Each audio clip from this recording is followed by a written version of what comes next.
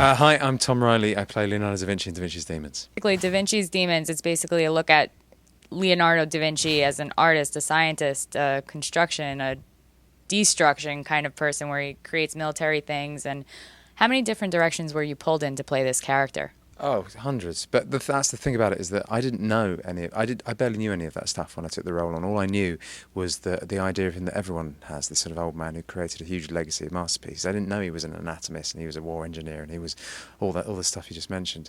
So yeah, as an actor, it's a huge challenge to have to, play a guy who is torn between what he has to do to be an artist in a world that won't let him be an artist, and also people thought potentially he was bipolar or autistic or had a very primitive form of ADHD. So, yeah, pulls you in a lot of directions. So now, coming from a gaming standpoint, I know that you had said you're not a big gamer, but Assassin's Creed has been compared to, because Leonardo da Vinci was actually in Assassin's Creed 2, and he actually was described as somebody who was constantly an outcast of society, where he helped, Ezio, the main character, go up against the Templars. So would you say that you played in Da Vinci's Demons? Were you more of an outcast or a messenger? What was your take on that? Well, that's very true. I mean, that's true to who he was. I remember when the first trailers went up on YouTube, every single comment was like, "Where's Ezio? But is Ezio going to turn up in this show?"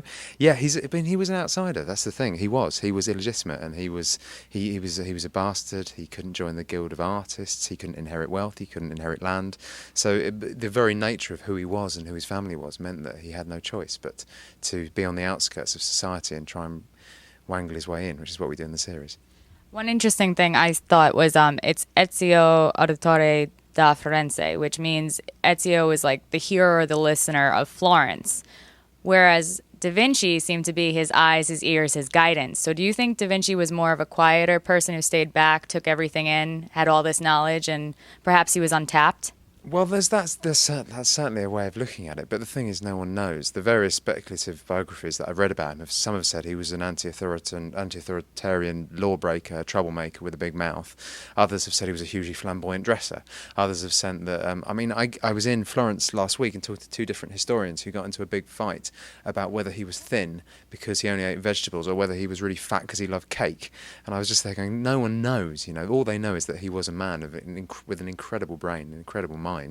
And whether he's using that as in Assassin's Creed from a very sort of quiet, useful perspective, or whether in our show he's using it up front and centre, we just don't know. I think it's really neat that you guys came out with this when you did, and that came out in 2009 has given it a few. I mean, the government's really coming around and everything. So do you think the game gave you a look in, and now this is just basically taking you diving into who Leonardo da Vinci was as a youth? Yeah, I mean, I don't know enough about, because it really was, Leonardo was a side character in Assassin's Creed. I think it's a good way of laying the ground in that pop culture way and sort of saying this guy was potentially cooler than you think he was from what you learned at school. And then with us, we go, well, what if we just concentrate on him and show you that he was a whole lot cooler?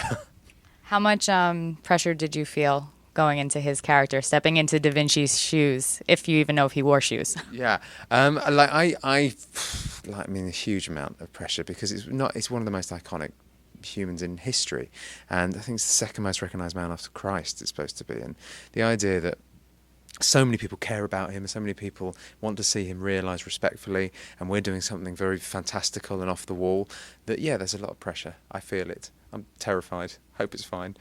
So basically with the game, I know that they look at Da Vinci from the one side. So Da Vinci's Demons means, you think he's battling people, or is it a blessing within a curse? How did you really get to play it? Well, it's all that stuff. The demons are figurative and literal. I mean, they're the fact he was, as I said before, he was illegitimate, so he was constantly wrestling with the fact he had the greatest mind, yet was unable to show anyone.